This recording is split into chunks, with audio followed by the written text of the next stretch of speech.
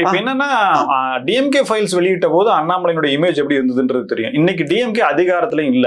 இப்ப அந்த மாதிரியான விஷயங்களை இப்ப ஆட்சி அதிகாரத்துல இருக்கிறவங்களை மட்டும்தான் அண்ணாமலை அவர்கள் குற்றங்களை சுட்டி காட்டுறதுன்னு ஒரு முறையா இருந்தாலுமே நடைபெற்ற ஊழல்கள் மிகப்பெரிய அளவுல நடந்திருக்கு. கிட்டத்தட்ட 40% 45% லீக்கேஜ் அளவுக்கு போயிருக்கு. இப்ப ஈஸியா எடுக்கலாமே அந்த தரவுகளை எடுத்து திமுக வந்து குற்றம் சாட்டுவதற்கும் தரவுகளை வைப்பதற்கும் ஆதாரங்களை வைப்பதற்கு இது நல்ல சான்ஸ் ஆச்சு சார். உங்களுக்கு அங்க என்ன சிக்கல் வந்ததுன்னா, டாஸ்மாகில் இடி நுழைந்து செய்தவை எல்லாமே சட்ட விரோதம் என தீர்ப்புகள் வந்து கிட்டத்தட்ட அகில இந்திய அளவில் அது கொஞ்சம் இடியை ஸ்லோ பண்ணி வச்சிருந்தாங்க.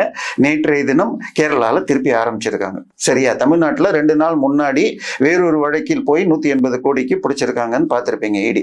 ஸோ பொலிட்டிக்கலி இடி போறதுல கொஞ்சம் ஸ்லோ. தமிழ்நாட்டில் அவர்கள் பெற்ற செட்பேக், ரதீஷ் அண்ட் ஆகாஷ் பாஸ்கர் வீட்டை சீல் பண்ணது தவறுன்னு சொல்லி இவங்களே போய் திறந்து விட்டு அந்த அளவுக்கெல்லாம் போனதுனால மிகப்பெரிய நிதானம் காட்டப்பட்டது.